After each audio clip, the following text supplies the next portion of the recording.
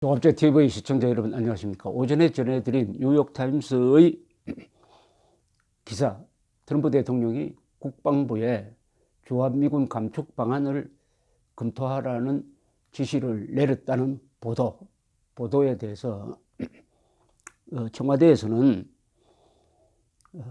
그런 사실이 없는 것 같다는 취지의 이야기를 했습니다. 미국을 방문 중인 정의용 청와대 국가안보실장이 조금 전 백악관 핵심 관계자와 통화한 후 이같이 전해왔다는 내용입니다. 그러나 국방부, 당사자인 국방부의 반응은 다릅니다. 국방부는 이런 반응을 보였습니다. 크리스토프 로건 대변인은 미 국방부는 한국에서의 임무는 과거와 같으며 미군의 준비태세는 변화가 없다. 북한에 대한 최대의 압박 캠페인을 지원하고 대통령을 위한 군사 옵션을 개발하고 유지하며 동맹국들에 대한 철통 같은 안보 약속을 강화하는 데 전념하고 있다. 그리고 미 국방부는 한반도의 완전하고 검증 가능하며 되돌릴 수 없는 비핵화에 전념하고 있다. 이렇게 이야기를 했습니다. 만약 우리 청와대의 이야기대로 그런 사실이 없다면은 국방부도 그런 사실이 없다. 이렇게 간단하게 설명하면 되는데 그렇게 대답하지 않고 주한미군이나 국방부의 대비태세는 변한 게 없다. 이렇게 이야기했습니다. 물론 변한 게 없죠. 검토하라고 했지 지금 주한미군 당장 감축하라는 이야기는 하지 않았습니다. 다만 검토해보라고 한 겁니다. 검토해보라고 한 것만 해도 이건 대단한 중요한 의미를 지니고 있습니다. 그리고 VOA, 미국의 소리 방송의 보도에 따르면 백악관은 해당 보도와 관련한 VOA의 논평 요청에 현재까지 답변하고 있지 않다. 이렇게 이야기했습니다. 매티스 국방장관은 지난달 27일 남북한이 판문점 선언에 소개된 것처럼 평화협정을 맺으면 미군이 한반도에 주둔할 필요가 있느냐는 질문에 대해서 이 부분은 우선 동맹국들과 논의하고 북한과도 물론 논의할 문제라고 답했습니다. 이건 중대한 변화입니다. 주한미군 문제는 절대로 북한과는 논의할 의제가 아니다라고 수십 년 동안 밝혀왔던 미국이 평화협정과 관련해서 주한미군 문제를 논의할 수 있다라고 했으니까 이건 어마어마한 변화입니다. 그것과 트럼프 대통령이 감축 문제를 논의하라. 더구나 이 미묘한 시점에서 김정은과 만나기 직전에 이런 이야기를 했다는 것은 미국이 주한미군의 역할, 앞으로의 감축 또는 철수 문제에 대해서 본격적으로 검토를 하기 시작했다 하는 것을 알 수가 있습니다. 이제 한국의 자유진영 보수 우파라는 분들도 이제 각오를 하고 결단을 내려야 될 때입니다. 언제까지 주한미군 한미동맹 붙들고 우리의 안전을 지켜달라고 매달리는 그런 태도는 안 됩니다. 그런 태도는 자국의 안보를 외국에 맡기는 아주 비열한 사대주의입니다. 자주국방력이 있는데도 불구하고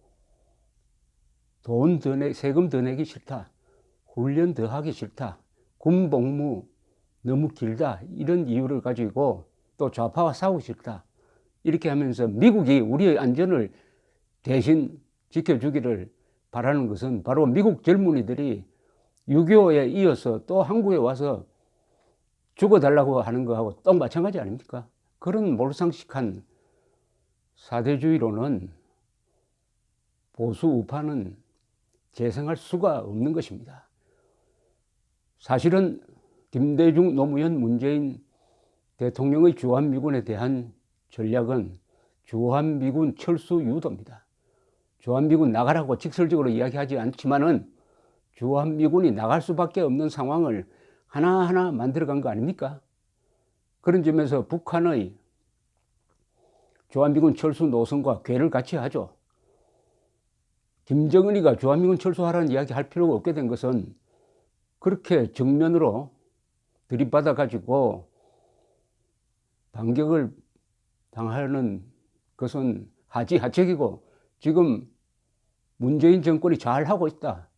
그러니까 내버려두면 저절로 주한미군은 나간다. 이런 계산이 있었던 것이죠.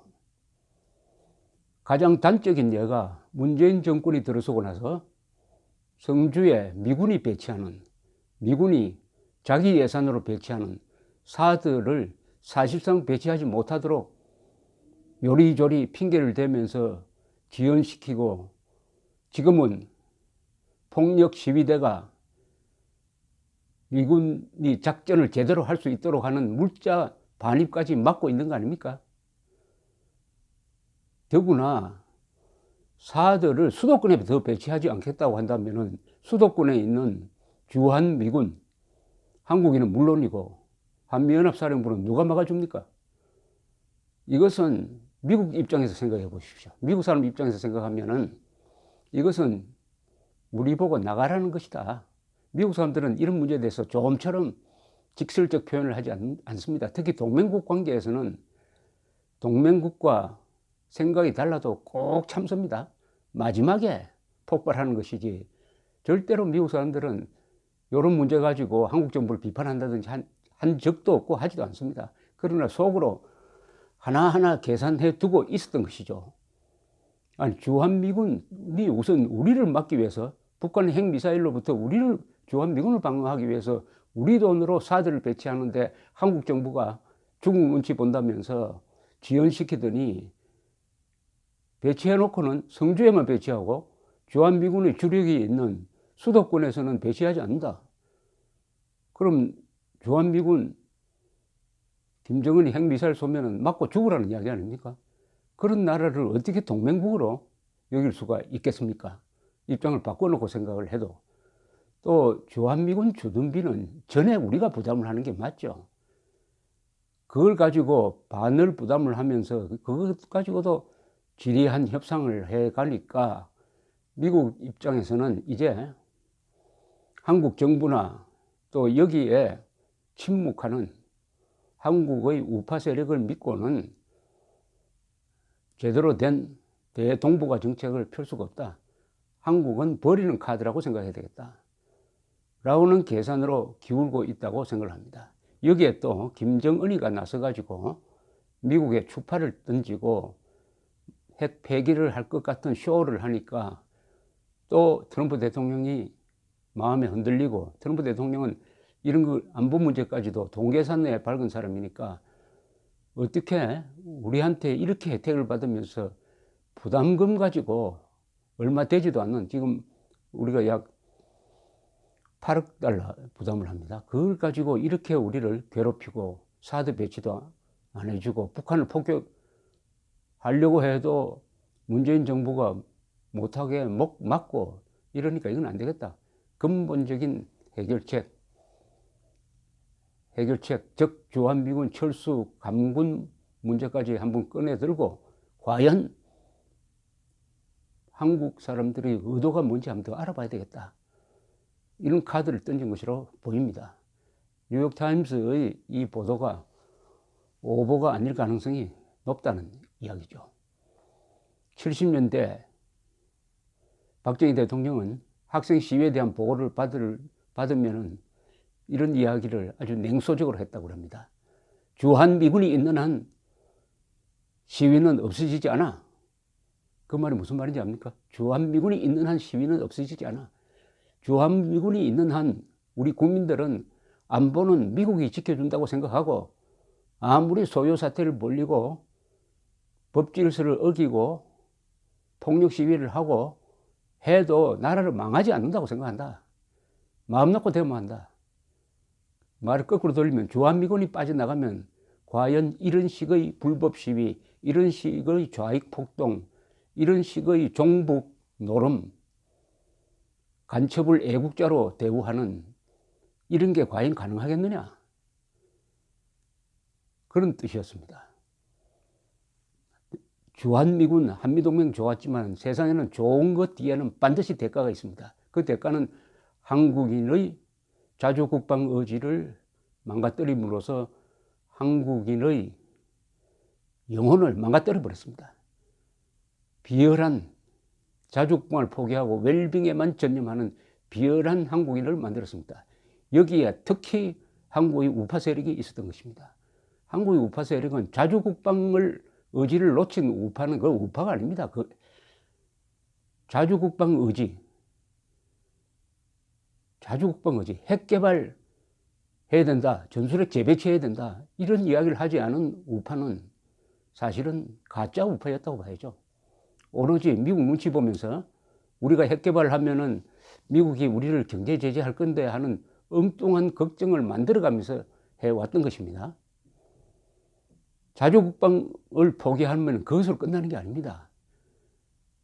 그것은 국가의 안전을 다른 나라에 맡긴다는 것이고, 그 바로 연결점에서 뭐가 오느냐, 국가 안보를 파괴하는 내부의 즉 친북 세력, 종북 세력, 간첩들, 북한의 핵 미사일 개발에 돈 대주고 정보 대준 이런 자들에 대한 엄정한 수사도 할 의지가 사라집니다. 왜냐하면은 막 그렇게 해도 미군이 있는 한 걱정할 것 없어. 내가 굳이 나서 가지고 악역을 맡아 가지고 욕먹어 가면서 간첩 수사 그거 할 필요 없다. 종북 간첩하고도 잘 지내고 좋은 게 좋다, 이렇게 됩니다. 자주국방 의지의 실종 이꼴 친북 세력에 대한 경계심 사라지고 말았습니다.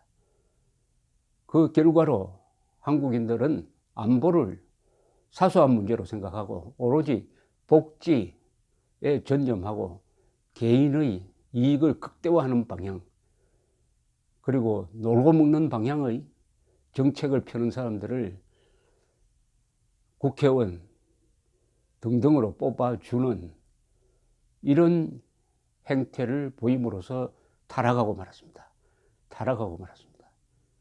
한 이스라엘 기자가 저에게 했던 이야기가 귀에서 쟁쟁합니다. 이스라엘은 왜 미군을 불러들이지 않았느냐? 수도에 외국 군대가 주둔하는 즉시 그 나라 국민은 타락한다는 것을 잘 알았기 때문이다 라고 했습니다. 그래서 이스라엘은 미국의 반대, 감시에도 불구하고 스스로 핵무장을 해가지고 지금 핵강국이 되어 있습니다. 핵강국이 되어 있어요. 우리는 모든 조건이 이스라엘 국민처럼 살았어야 할 나라였습니다. 그런데 반대로 태평성대에 있는 저 남태평양에 있는 어느 나라처럼 안보 그 미국이 알아서 해준다, 이렇게 하면서 비열한 국민,